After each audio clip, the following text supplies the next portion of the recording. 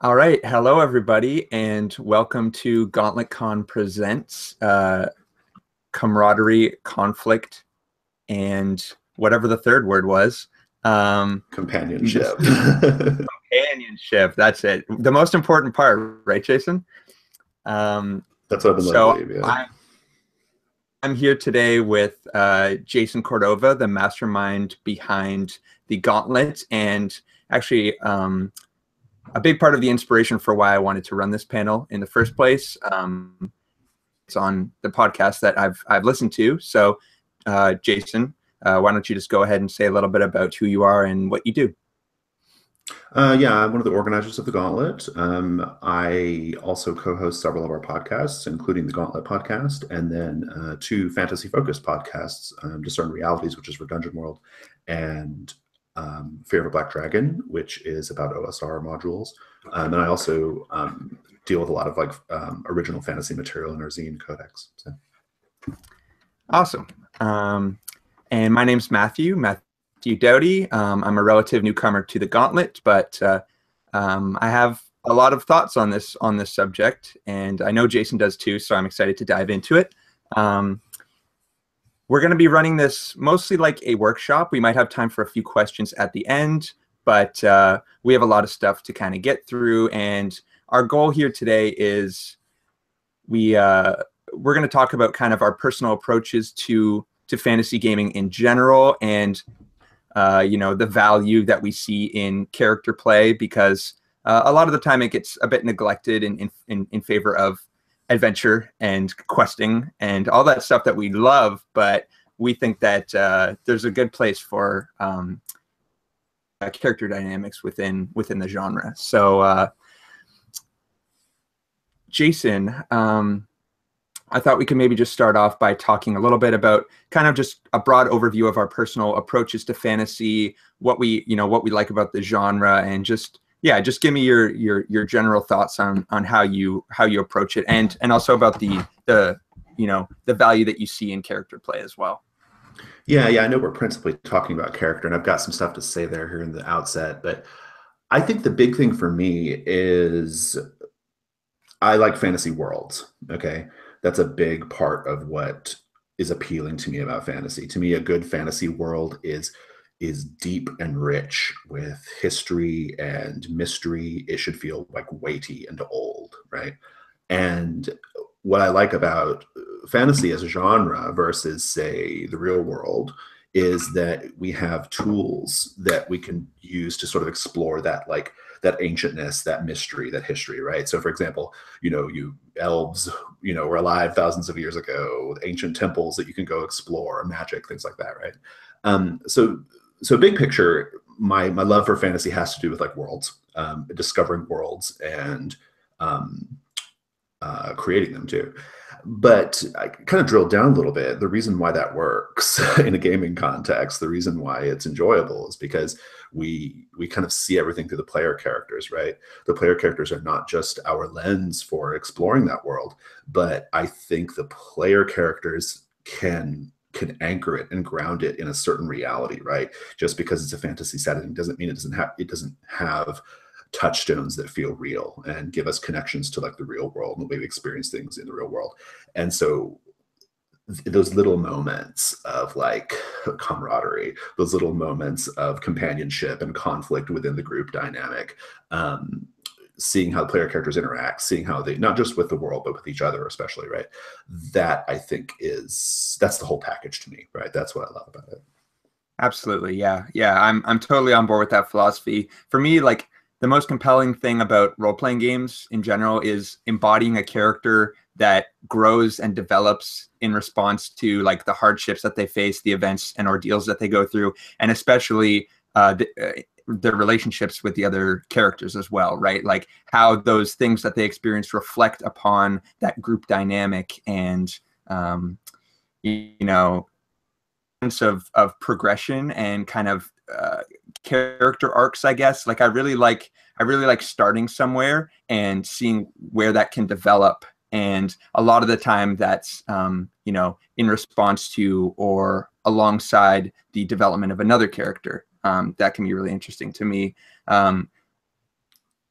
the most important influences on the fantasy adventurer are the quest and the party, right? And in a lot of gaming circles, the quest, right? And that is obviously really important to the character themselves, but also when you think about it, fantasy adventure is, and unfortunately the traditional fantasy RPG culture doesn't really have a history of supporting it, and a lot of games don't really focus on it. But I think that fantasy adventure is such an interesting lens through which we can explore the personal stories of the protagonists and the relationships with each other, right? Like, you have these groups of powerful, exceptional people who live and travel together on the road, and they're constantly struggling together to overcome, these hardships and fight for their beliefs and stuff. It's this, I feel like there's just so much there that that we don't always tap into, because we have this kind of compulsion that we need to get to the next quest, the next adventure. We need to focus on the action.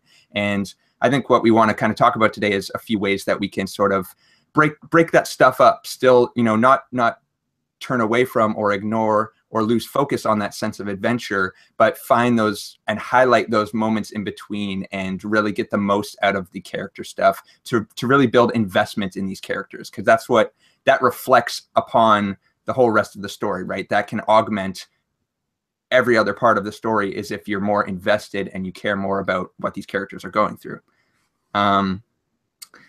So what I first wanted to talk about, the first point I kind of want to drill into a little bit, is, I think the way we're going to kind of structure this workshop a little bit is, if you're getting ready to start up a new game, and you have an interest in really kind of highlighting character play and getting a few more emotional, dramatic scenes out of your characters, whether you're a GM or a player, we're going to try and provide a lot of practical, actionable advice and tips, because I know Jason has done a ton of gaming, a ton of GMing. So we're going to be coming a lot at it from a perspective of Dungeon World, because it's the Gauntlet darling, I play 2 fantasy games, World of Dungeons and Dungeon World. Where one is a derivative of the other. And I do a lot of Dungeon World playing. I've done some Burning Wheel stuff, a little bit of Shadow of Yesterday, and a few other things. And Jason, I know you've done a lot of Burning Wheel as well, just in the distant past, maybe. But yeah, being facetious. I also play Swords of Outmaster and stuff like that too, right? Yeah. So. but yeah, Dungeon World will be our big touchstone for today. But first I want to talk about how we can recognize whether or not a game text is supporting us in achieving our goals, right? So if this is your goal for your next game, first thing you need to do is you need to take a look at your text and maybe consider doing a little bit of hacking if you want to drift your play style towards something that's maybe not necessarily supported, right? The way I kind of approach this is, the rules are sort of a framework to guide you towards the kind of experience that the designer wants you to have, right? But ultimately, it's a toolbox. And if a game really isn't, if there's elements of a game that aren't getting you to where you want to be, you need to examine that. So I'm just going to kind of go over a basic overview of what we can do here, and then we'll talk about maybe some stuff that we've actually done in order to get the experience that we want out of the games that we play. So one of the things I think you can do is, when open up your role-playing game, open up whatever book that you have, and look at the table of contents. Unfortunately, Dungeon World doesn't have the best table of contents. It's pretty minimal. It's pretty minimal. They're like 10 there might be there might be a more detailed bookmarked PDF out there or something. But look through that and look through those sections. Just flip through the book and take a look at every single section that you see and consider it, right? First, you want to identify the parts of the game that are helping you achieve your goals, right? And then you want to think about how you can emphasize and leverage those tools as best as you can. You want to make those a highlight of play, because they're helping you, right? They're promoting the style of play that you want to encourage in your players. And you want to think about, what's actively working against you, once you identify that stuff, Can you alter it? Can you de-emphasize it in any way? Do you even need to remove it completely? You know, this gets into some serious game design stuff, and we're not going to go there. We're going to talk about some lighter hacking and things like that. But it's important to consider what's helping you and what isn't helping you. The biggest thing you want to look at is primarily the reward structure, right? What is the game rewarding the players for doing? And, you know, how is it incentivizing the behaviors you want to happen at the table? And if your reward structure isn't lining up with the kind of game you want to play, you might need to tweak that, right? So, Jason, I know you might have a couple thoughts there on ways that you've drifted or hacked the rules of the games that you've played. Do you want to talk about a few of those? Yeah, like, well, just kind of sticking with Dungeon World as a frame here, as a touchstone. I actually think Dungeon World is, as written, I think Dungeon World is like aimed really squarely at doing like one particular thing. And it's a big criticism that people go in on Dungeon World for, right? Which is it is AD&D 2E, or it is focused on dungeon crawling, right? It has the bonds mechanic, but otherwise there's not too much in the text, either in terms of textual support or the mechanics that would encourage you to explore like more intra-party dynamics and social conflicts and social companionship, camaraderie type things. That's why there's a sort of like unofficial revised rule set floating around this week that really like hits some of that stuff harder. And I actually kind of wish we had one of those people on if we'd known in time, because they actually did that. They took Dungeon World and they were like, I want this Dungeon World that does more like party dynamic stuff. As for what I do myself, I think something that anyone can do in order to sort of tailor your Dungeon World experience a little bit is be really careful with playbook selection. Have playbook selection at all, right? Like, so many people just like print out all of the playbooks and maybe 4 or 5 more they found on the internet and lay them all out for the players. And that's great. I mean, sure, everybody loves variety, but for example, like in my current campaign, which is going on about like 30 or 40 sessions at this point, in my current Dungeon World campaign, it's open table, but it's called We Hunt the Keepers, and it is meant, the type of like party that I want to have, and the type of party dynamics and interactions I'm looking for is a real like dark, grounded, gritty thing, right? The focus for me is like they're not like big fantasy personalities with powers and stuff, right? And so I restrict it, right? Like I think there's like 5 playbooks they can choose from: Ranger, Templar, Fighter, and a couple more along those lines, right?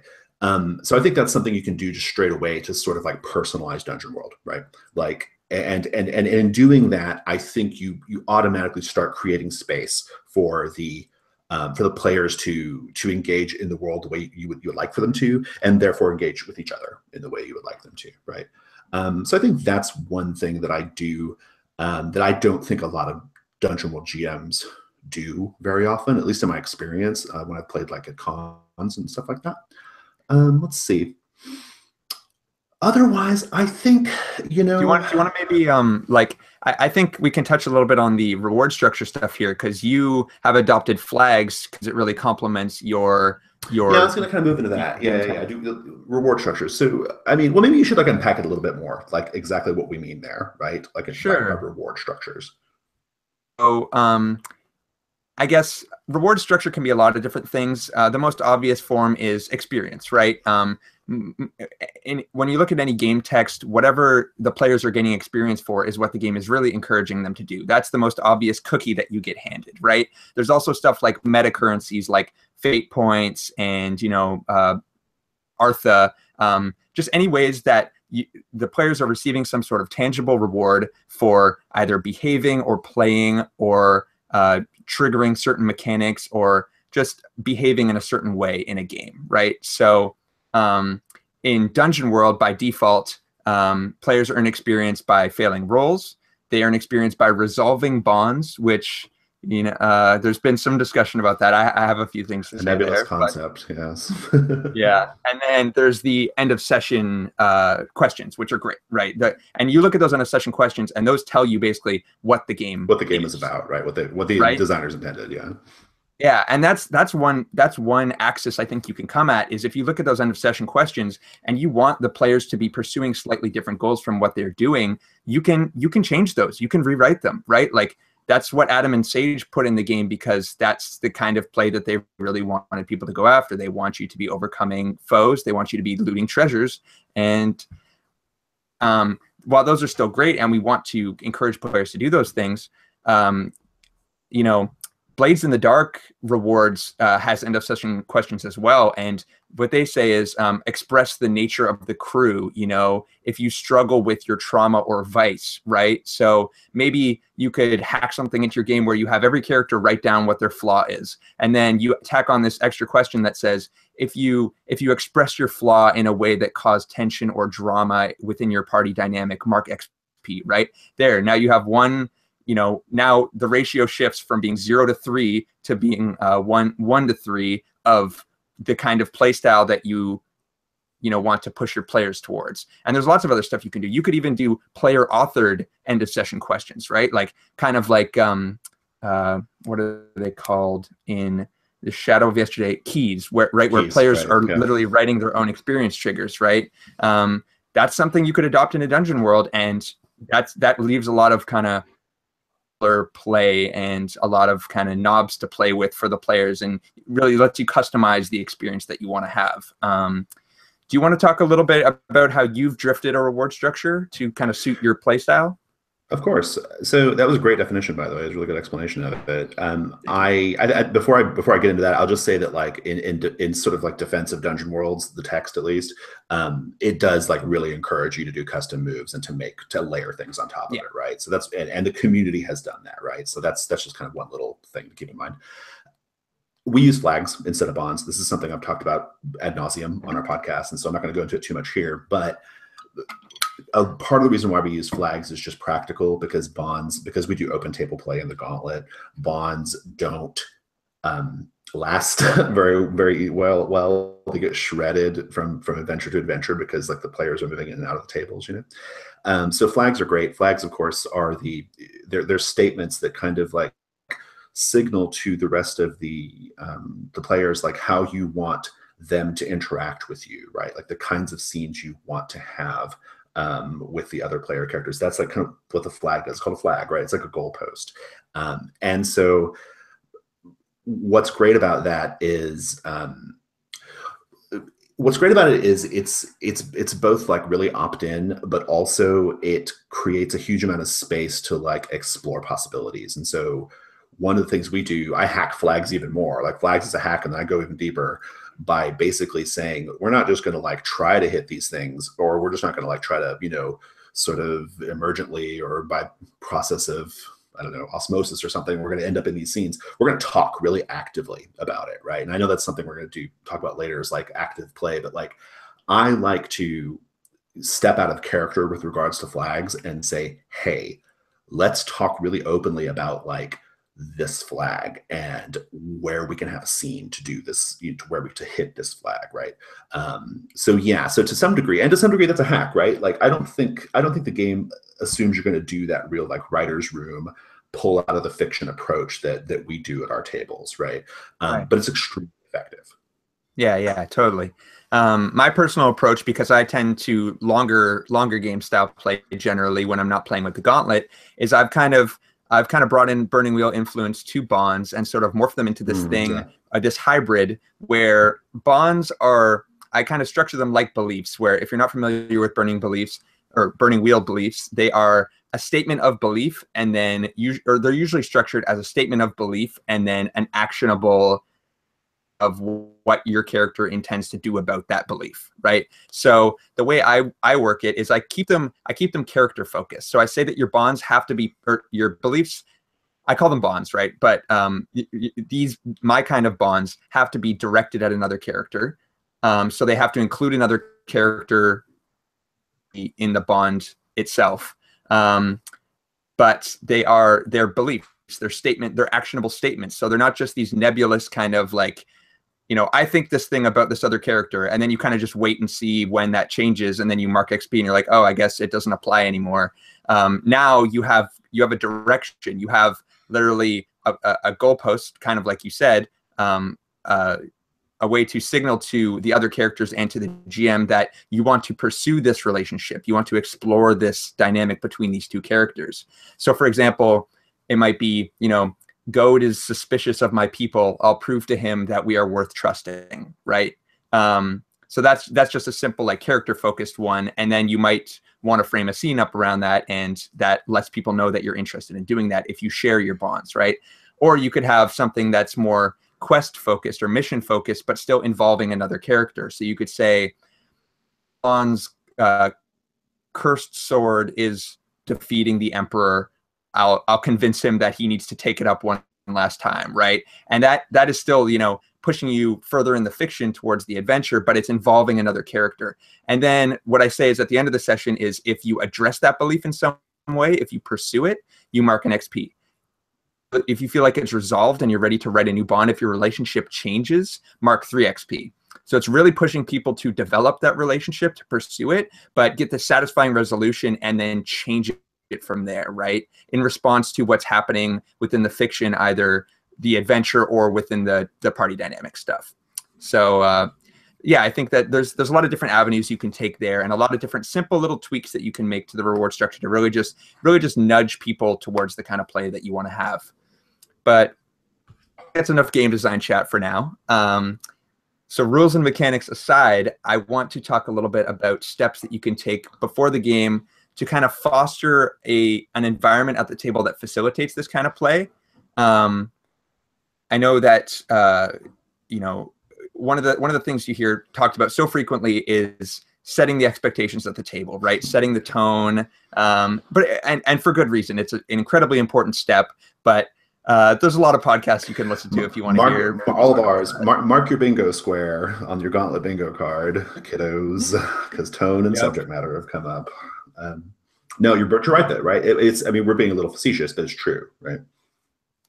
Yeah, it's very true. It's very true. One of the things that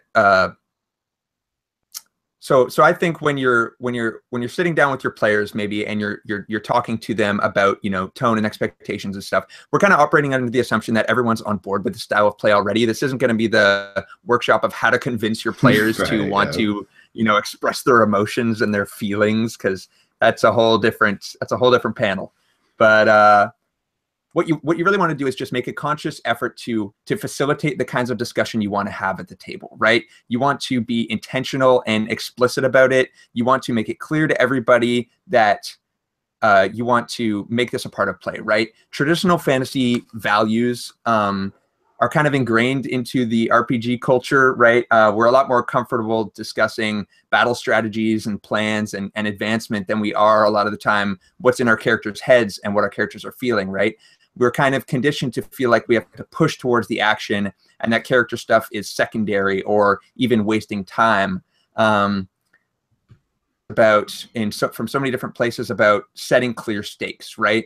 Stake setting is a big thing that you hear people talking about in adventures, right? Like if you really go after what the characters care about, you can get their buy-in and you can get their investment. But a lot of the time, talk about that in response to kind of the overall narrative arc and the the fantasy story that's happening. But I think it's equally as important to set the emotional stakes, right? Like to be aware of what the characters really care about, and the only way that you can do that is to know what the characters are feeling. So if you really emphasize a discussion at your table of the characters' internal thoughts and emotions and their personal interactions, you can really dive into their heads and pull out what is really matters to them and what you can really put on the line, and it kind of informs everybody else how they can incorporate that as well.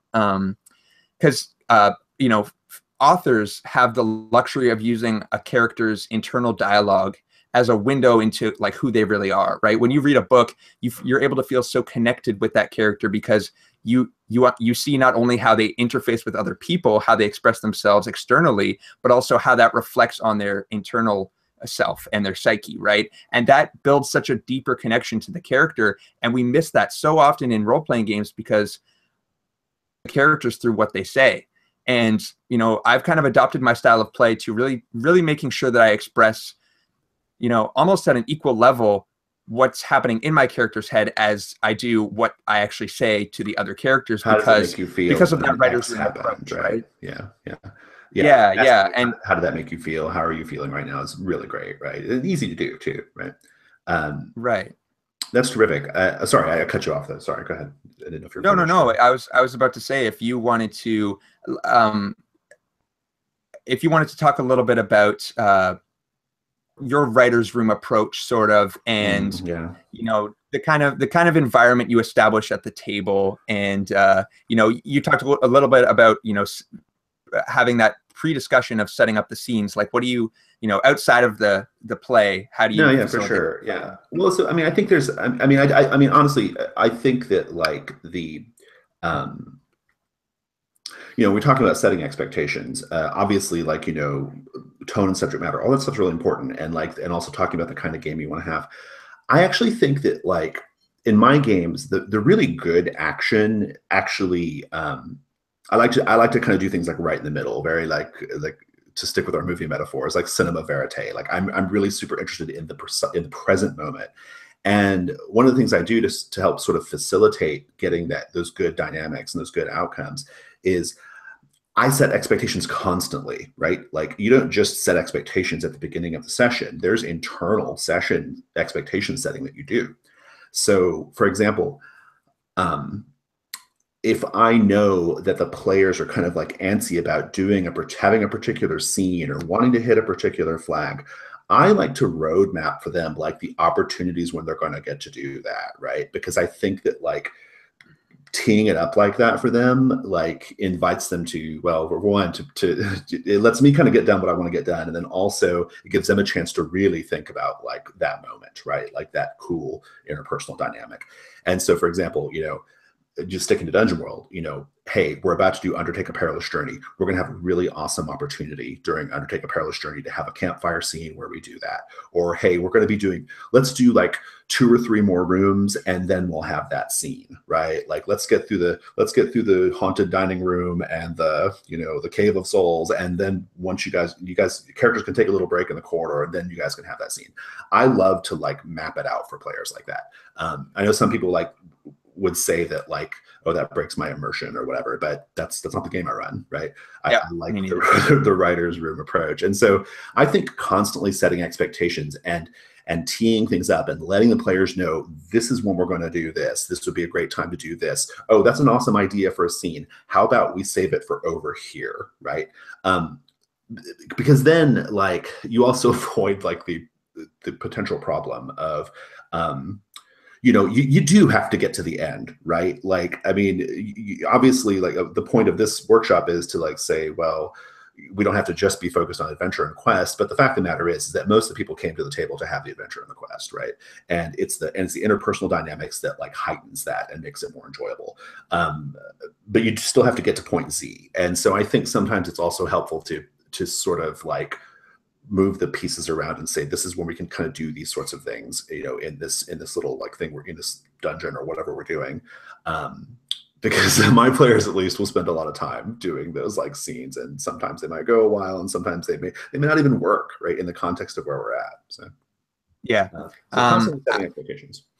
Yeah, totally. I think if listeners want to hear a little bit more about this, I recommend going and checking out the Gauntlet flagship podcast, the episode about facilitating emotional play with Jason, Kate, and Stephen Dewey. He had some awesome insights about that you're going to allow player framed scenes that they can sort of address their feelings about each other in recent events. Like, let them know that there's going to be space for that, right? Make that clear at the outset that that's part of the structure of play, so that they can keep those ideas at the front of their mind. And he even said, you know, encourage them to take notes and keep ideas about the other characters, so that they're not surprised when you all of a sudden set them loose on each other and then don't have anything juicy, right? Like, the idea that, you know, adventure, but you do want to have these scenes, so you want them to count, right? You want them to really be focused on the juicy, you know, you want to drill down to what the core of the conflict and the tension and the drama between these characters is, so that it can be the most meaningful and contribute the best to the overall themes that you're trying to hint at, right? In order to kind of create those relationships between the characters and those moments of tension, I think what we can do is in the setup process, there's a lot of steps we can take there to kind of create opportunities for those things, for character growth, for conflict, for tension, for romance and drama. And you know, there's a lot of different ways that folks like to start games, right? You can start a game purely from just the characters and you know, extract everything from those, and those lead to very, you know, personal games and very, you know, super character focused games. And that's a lot of the Gauntlet structure stuff, right? And that's because you have 4 sessions to tell the stories of these characters. You want it all about them, right? You want to it, right? You want everything relevant about the story to be something that they really care about, and you don't necessarily always have time to set up all these big moving pieces and, you know, the background machinations that the characters get bought into. You have this personal story, right? And that can lead to some amazing, you know, play. And but then there's also you know, adding you know, there are the world builder GMs out there. I'm a reformed world builder, I will say. I still have some tendencies. I do like to front load a little bit, and I think me and Jason are going to talk a little bit about our approaches in a minute, because we do, you know, we have our own takes, but there's a lot of crossover there, I think, that's relevant. You know, there's and then, you know, there's modules, there's lots of ways that folks can start games, but I wonder if you want to, Jason, maybe just touch quickly on the idea of emergence and, you know, the emergent character play and the value that you see in that, because that's really core to how you run games, right? Absolutely, yeah. I mean, I think I probably plan and prepare more than most Dungeon World GMs do. A lot of people who run Dungeon World, they go really like with nothing, right? Like they run it more like Monster Hearts, right? Where we just kind of roam around and see what happens. I don't do that. Because like you said, I've only got 4 sessions. I got to kind of get to it a little bit. Yeah. I don't believe in front loading. I've talked about this extensively. I don't even think it's like a bad thing necessarily. Like when you say I'm a reformed, you know, like GM, like I don't think that's necessarily a bad thing. I think there's a time and place, right?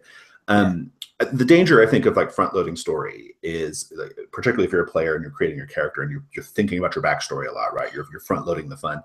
There's a real distinct danger of alienating the other players. That's a thing that can happen, right? Because not everybody might have done the same amount of homework that you did, right? And so suddenly they feel like, oh, well, I didn't do the right thing, right? So that's one problem. But also, I more emergent backstory just kind of fits my play style better. Like I said, I like to start like right in the middle of things, right? I frame pretty hard. I get them like pointed in a certain direction, and that is the thing we're doing, right? Like we are going to go recover the bone crown of old King Smuel, for example, in 20 minutes. That's kind of what, you know, I like to just put them right there. Here's the thing. That said, you still want those, like, you still want to discover the characters, right? You still want to learn about their backstory. You still want to get those dynamics out. And there are some things that I do to make that happen. And it kind of goes back to what I said earlier about constantly signaling and setting expectations. And so the thing that I do in the very first session of a brand new adventure, it's actually quite structured, but it's structured for a purpose, because it leads to like a good vibe at the table, right? And so the thing I do is, okay, we start, I kind of start them in the action because I want to see the characters in action. That's like my first thing I always care about, is I want to see them doing something, right? And then once that's done, then I talk about what we're doing, right? Like, here's the mission, here's the adventure. And then we do, and again, this is sticking with, you know, this is Dungeon World specific, but you could kind of massage this and twist it around for other games. Then we do undertake a perilous journey. And during that procedure, I've got very specific sets of questions that I ask the players about both the world, to give them a chance to put their stamp on the world building, because I think that's important. And then, because again, I like to see the world through the characters, and i.e. the player's eyes, right? But also like about the party, right? So, and it's small, like it starts really small in this first session. So for example, for the quartermaster, I asked the quartermaster, tell me about something that one of your companions does at camp that bugs the shit out of you or you find really annoying. Or tell me about something one of your companions does that you find surprisingly endearing. Super tiny thing, right? Like it doesn't even mean anything necessarily. It's just a small thing. But what it does is it creates this vibe at the table where we laugh about it, you know, we're like, oh, okay, yeah, that is cool. That my character would do that, you know, you know, you have those little conversations that happen. And what it does is it creates space, right? That's the key, right? Like it opens the door just enough. It creates this space. I continue creating that space in that first session by asking lots of questions as a general matter, right? Like about like, oh, hey, I think this might remind you of something from home. What is it? Or I think this might, you know, when such and such character did that, how did it make you feel, right? I do that, get them in the habit of answering questions and showing them the expectation that I expect them to talk about their characters, I expect them to talk about the other characters, and I expect them to talk about the world. And so that first session is very much like, that's the purpose of my first session, right? It's not unlike the more like pure emergent style that Dungeon World text recommends, right? Where you just like kind of roam around and do whatever and see if adventure happens. It's not unlike that, but it's refined after hundreds of sessions of playing Dungeon World, right? It's like really refined to get a certain type of thing. And then what it leads to in session 2, session 3, session 4 is the players feel like they want to do that part, right? They want to do the part where they care about the other characters. They want to do the part where they talk to the other characters, where they hit flags. I usually like really focus on like hard framing flag scenes in session 2, right? To me, that's like session 2 stuff, right? Like session 1 was awesome. Let's talk about some scenes for flags, right? So that's kind of my way. Like it's signaling, setting expectations to get to that point, right? That's great. Yeah. Yeah, guiding questions are one of your most important tools. Leading questions, right? Like you want to prompt the other players to, you know, address the other characters in interesting ways and to contribute to the setting in interesting ways. It builds investment, right? That's something that you should apply to every part of your gaming generally, and also do this as a player too, right? Like have questions ready to go for the other players about your own character, right? Like how does your character, you know, perceive mine or this trait of my character or whatever, but definitely something you should constantly employ. For me, since I tend to run a little bit longer games, a lot of the time I do have a little bit more of a setup process involved of kind of building a foundation, right? So I'm really big on thematic coherence. I'm kind of a stickler for it. I like my games to really have a focus or a thrust and really be kind of centered around an idea or a concept or a core premise, because it feels a lot tighter to me. And I really like that. That's a really satisfying way for me to play games.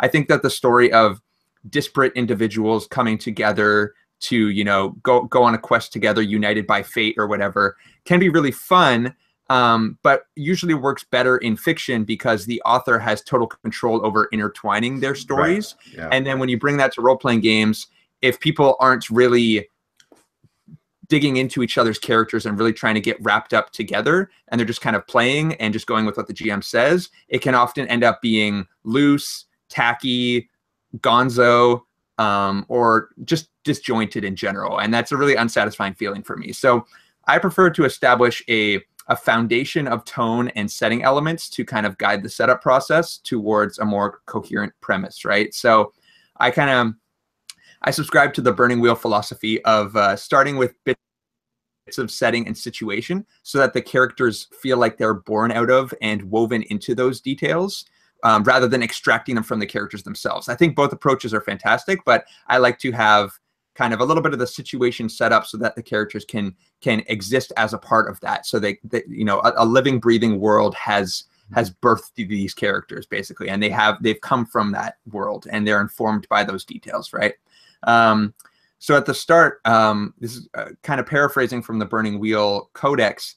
I like to establish a shifting, dynamic landscape of powers and threats to provide solid anchors on which players can hook their beliefs, right? So I really like that idea of anchors, of something that the players can really attach themselves to. So what I like to do is kind of discussion, at the beginning. This can be in the form of questions. You can bring a little bit of structure to this if you like, as the GM. If you have an idea of what you want to do, that's really helpful. Constraints are super important in guiding this process, because if you're just wide open, again, people are just going to throw in whatever they want. So you want to bring a little bit of structure to this process.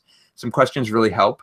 But what I like to do is discuss controversial events, characters, and organizations to encourage polarizing opinions between the characters and unbalanced relationships, right? Blades in the Dark has like a faction system. Definitely recommend checking that out. It's, their system is a little different because it's all just about the crew, but the idea of that there's these factions going on and the different characters have different relationships with them, and that's going to inform the unbalanced and relationships between them, and be a source of tension later on when those factions are involved in the story, right? I like to give each character an opportunity to attach themselves to something, to make it a core part of their identity, so that again, when that stuff comes up later on in the story, it matters to them. And ideally, if there's opposition or antagonism there, it really matters to them, and it can bring out some of the best dramatic play that you can get, because your character's relationship is a reflection of what's happening, right? And this can be literally just simply their opinions about what it is. If one of them came from a cult that is now invading another person's homeland, that's going to cause a rift between those characters, because something's happening in the world, and that's going to affect those characters. And hopefully your characters will play that up, right? But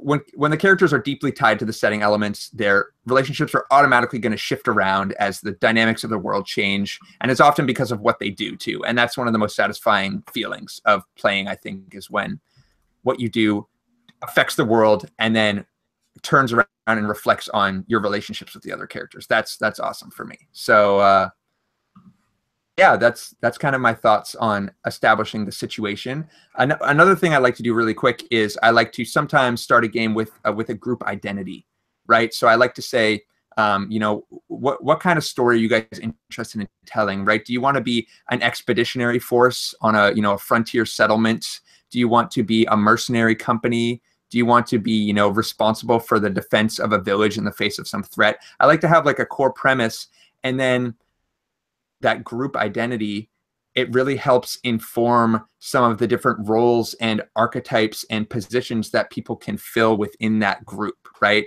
And that can just give players a lot of tropes and just ideas of, all right, I already know how I'm going to fit into this, because I know how, there's always the hard-boiled mercenary captain that, takes no shit. And then there's the old healer that travels with them, or whatever, like the war wizard. Like you're familiar with the stuff and you know how to incorporate it already. And I think that it can be helpful to have that framework to establish that.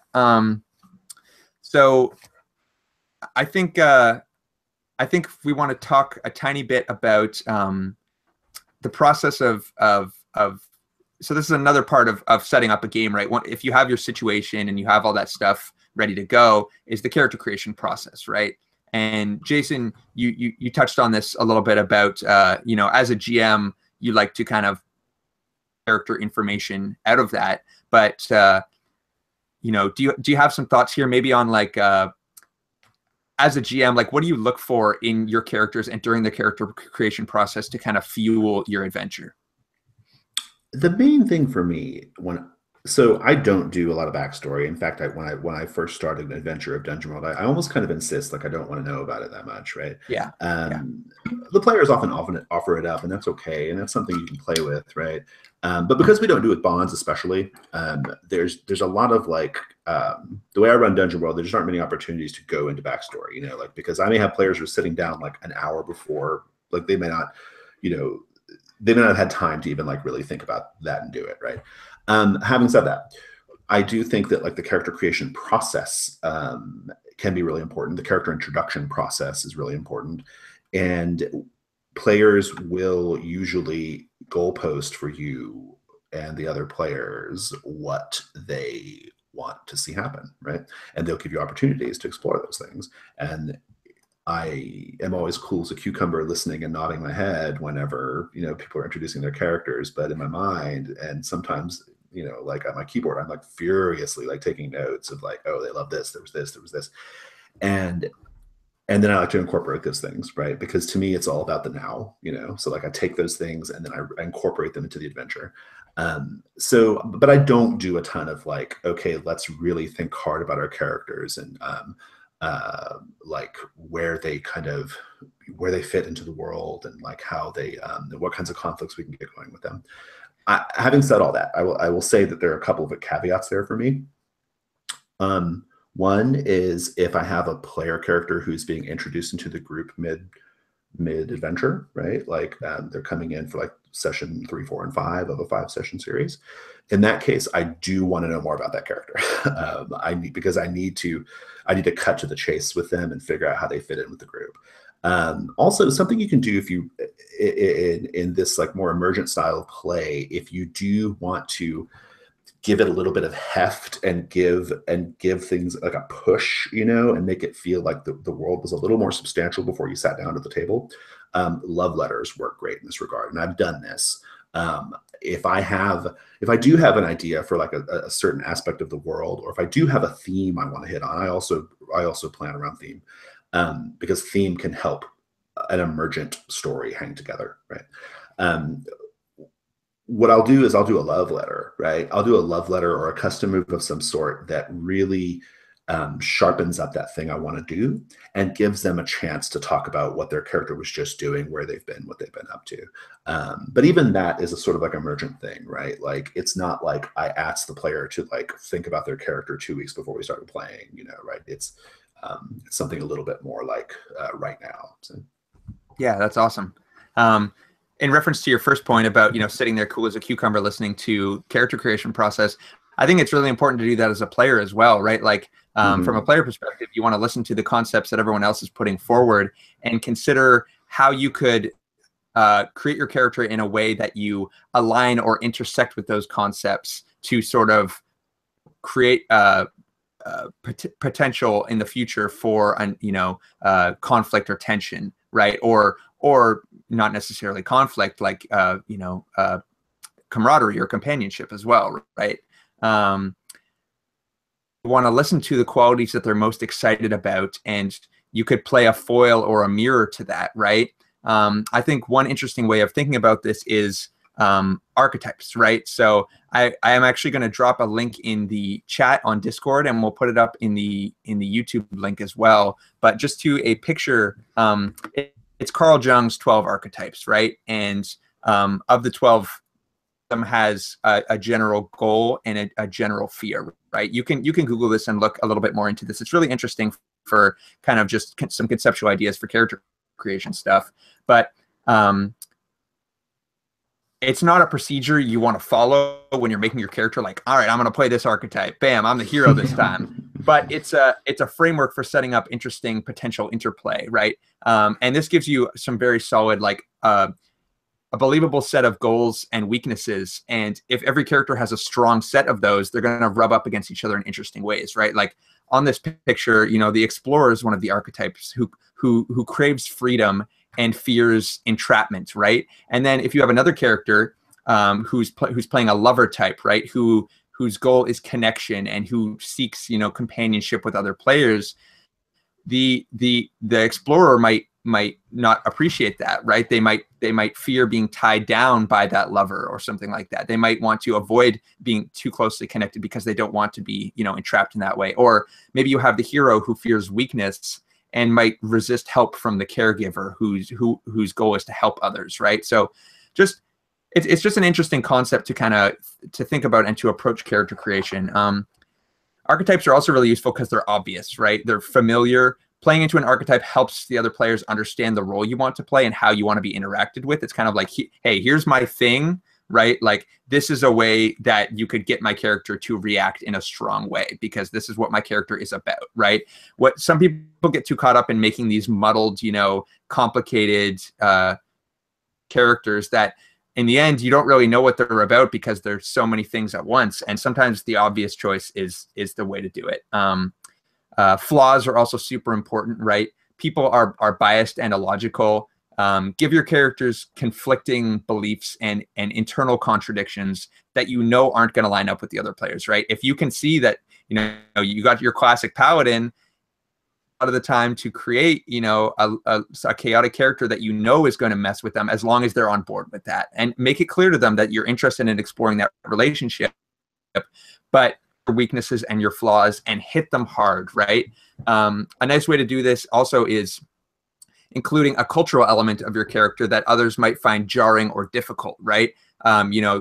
People are complicated and are made up of their experiences and their influences many different ways, and they come from different places. All these adventures often are, very different people from different places in life, and how they were raised can inform also very interesting interactions between the characters. We're quickly winding down here. I just wanted to Jason, anytime, I know you have a game to run next, but I wanted to talk just really quickly about a couple tools and techniques you can employ during play to just really hammer this stuff home. So is there anything like you finally want to kind of hit on as something you think is really important to this style of play that you bring to the table?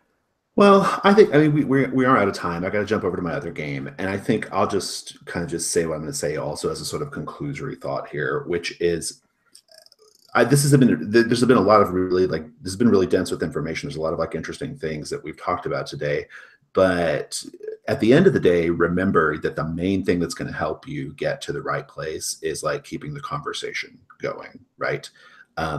Lots of problems are solved at the table. Lots of good outcomes at the table occur if you keep the space conversational, if you talk openly with the players about what the things you want to do. I sometimes talk about my fronts, right? I'll say, hey, I have this coming up in the fiction, right? What do we think we can do to really make that sing? I've done that. It's not a big deal. It does not break the game. In fact, it leads to really good outcomes. You don't always want to do that, right? If you're kind of going for mystery or whatever. But so just at the end of the day, remember, you can always fall back on the conversation and be willing to have the conversation. That's the thing. I think when nerves are going, when you're GMing a game and nerves are firing off, you start to just forget that stuff, right? And you just focused on dispensing story or whatever, right? So I think that's what I got. I do have to jump off though, so we should probably kind of after you say what you're going to say, give it a little wrap then. Yeah, absolutely. The most important advice I think I could give is being obvious and intentional with your polarizing ideas and stuff. The metaphor I want to make is the rockier the surface of your character, the more footholds the other players have to grab onto, right? You want to exaggerate your flaws and let them guide how your character expresses themselves.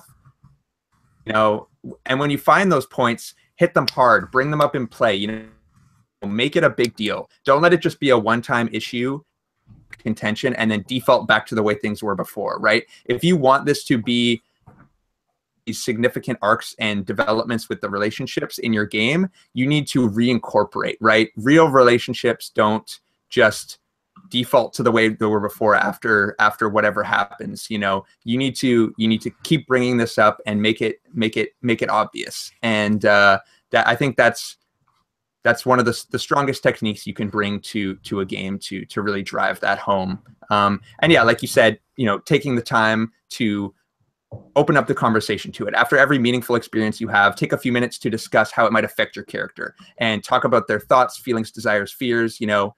Just give everyone the information, invite them into your character, and that will really help push things forward and really bring out the drama that you might want to have in your games. So I think some awesome points from you, Jason. Thank you so much. Yeah, thanks for asking me to do it. Yeah. Yeah, of course. I know you have a lot of great insight. Everyone go and check out a lot of Jason's Discern Realities. Jason, anything you want to plug as well on top of that? No, stuff? Not at the moment. Try out Fear of a Black Dragon. Most people know me from DR, but Fear of a Black Dragon's really good. So go give that a shot. Yeah, for some people with an OSR bent, definitely check out Fear of the Black Dragon. But yeah, this has been Camaraderie, Conflict, and Companionship. Hopefully you guys can take something away from this and apply it to your games. But yeah, thank you so much for listening. And I'm gonna hop over to the tavern or the panel channel and maybe have a little brief discussion there. But Jason has got to run, so we are going to wrap things up. Thank you so much. Awesome. Bye, guys. See you.